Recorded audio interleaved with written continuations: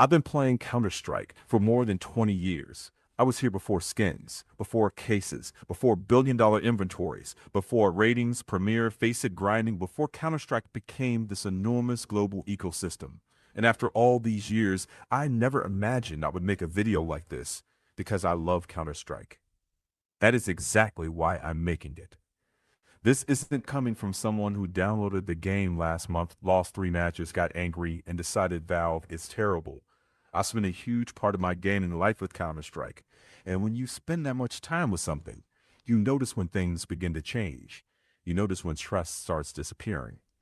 And right now, I think Valve has a serious trust problem.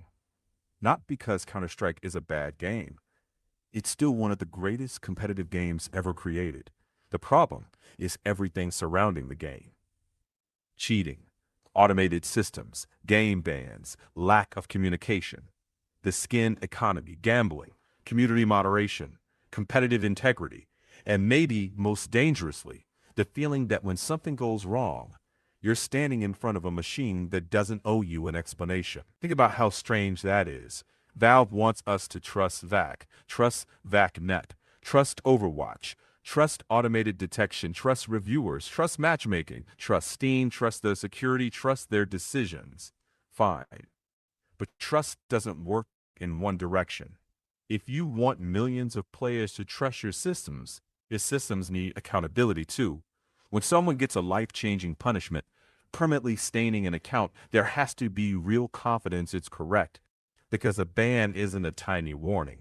It's years of history, thousands of hours, friends, achievements, games, sometimes thousands of dollars in digital items, and then a red mark that says you cheated. That matters. That accusation matters. And our system detected something final decision isn't justice.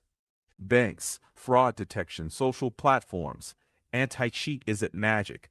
The question is what happens when someone says, you got this wrong? Right now, it feels like people are shouting through a locked, still door. Valve holds all the cards. They are the police, the investigator, the prosecutor, the judge. They control the evidence, the appeal, the platform, the property. That is an incredible amount of power in one company, and that power should come serious responsibility. Instead, communication is painfully limited. Players are left guessing. Was it VAC, VACnet, Overwatch, automation, boosting, false positive, something running in the background nobody knows? So the community turns detective. When people need to investigate the punishment system like a murder mystery, something is wrong. And then we hear shiny words, AI, machine learning, VACnet, impressive names. But branding isn't infallibility. A system can be sophisticated and still be wrong. The more we automate, the more transparent safeguards matter. Now we also have community review again, players judging players. The idea isn't necessarily bad. Experienced players can spot obvious cheats. Sometimes you watch 20 seconds and it's, come on, crosshair glued through walls, inhuman reactions, we all know those demos. But Counter-Strike is also full of crazy skill, insane reads, dumb plays followed by genius ones. Sometimes the right play looks suspicious, which is why evidence and consistency matter. It can't become, he looks weird, ban him. And it can't become entertainment. Behind every demo is a person, an account, years of time. Meanwhile, players are furious about cheating, and rightfully so. People have been asking Valve for stronger anti-cheat for years. Getting 30, 40 minutes stolen by a cheater feels awful. So players become hyper-suspicious. Every good shot becomes wall hack. Every fast flick, aimbot. Every read, radar. That atmosphere is dangerous if community judgment carries weight. You need safeguards. Actual oversight. Not blind trust.